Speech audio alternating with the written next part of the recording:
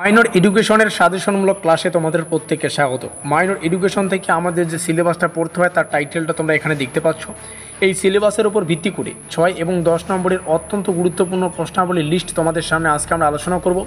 এটা একদম limited suggestion, এর থেকে কম সাজেশন তৈরি করা যাবে না।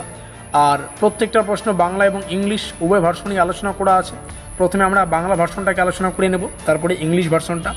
এই সাজেশনের পিডিএফ অ্যাভেলেবেল রয়েছে আমাদের হোয়াটসঅ্যাপ গ্রুপে। পিডিএফ তোমরা পাবে কাল সকালবেলা। তো যারা এখনও পর্যন্ত আমাদের হোয়াটসঅ্যাপ গ্রুপে যুক্ত হওনি, তোমরা এই ভিডিওটির ডেসক্রিপশন বক্সে আমাদের হোয়াটসঅ্যাপ গ্রুপের লিঙ্ক পেয়ে যাবে। সেখানে ক্লিক করে অবশ্যই আমাদের হোয়াটসঅ্যাপ গ্রুপে যুক্ত হয়ে নেবে। এখানে তোমরা আমাদের অফিসিয়াল যোগাযোগ নম্বরটাও দেখতে পাচ্ছ 7384041536। এই নম্বরে যোগাযোগ করে তোমরা 5th সেমিস্টারের তোমাদের যে প্রয়োজনীয় সাবজেক্ট, তোমাদের মেজরে কী রয়েছে আমরা তো জানি না, তো তোমাদের যাই সাবজেক্ট থাকুক না কেন এখানে যোগাযোগ করে নোটপত্রগুলো সংগ্রহ করবে। নতুন সেমিস্টার মানে নতুন লড়াই, আর এই লড়াইয়ে জিততে হলে সেমিস্টারের শুরু থেকে তোমাদের প্রস্তুতিটা জোর কদমে নিতে হবে। তার জন্যই একদম সেমিস্টারের শুরুতেই কিন্তু নোটপত্র সংক্রান্ত তথ্য দিয়ে দিলাম। এই নম্বরে যোগাযোগ করে নোটপত্র সংগ্রহ করে নেবে। নোটপত্র তৈরির কার্যকলাপ ইতিমধ্যেই চলছে, কয়েকদিনের মধ্যেই কিন্তু আমাদের বেশিরভাগ সাবজেক্টের নোটপত্র কিন্তু রেডি হয়ে যাবে। তো অবশ্যই যারা আগেই যোগাযোগ করবে তারা কিন্তু পেয়ে যাবে। প্রথমে আমরা আলোচনা করছি বাংলা ভার্সন এবং ইউনিট ওয়াইজ বা চ্যাপ্টার ওয়াইজ সাজেশনটাকে আলোচনা করা রয়েছে। এই প্রশ্নগুলো 6 এবং 10 উভয় মার্কের জন্য ইম্পর্টেন্ট।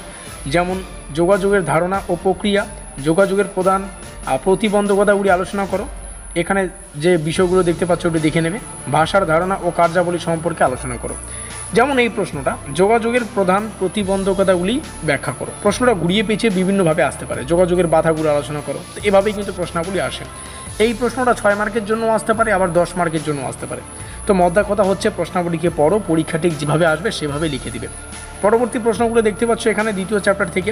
ক্রিটিক্যাল থিঙ্কিংয়ের অর্থ, গুরুত্ব, প্রবলেম সলভিংয়ের ধাপসমূহ, গ্রুপ অ্যান্ড টিমের মধ্যে পার্থক্য, তারপরে হচ্ছে লিডারশিপ এর স্তর ও প্রকারভেদ।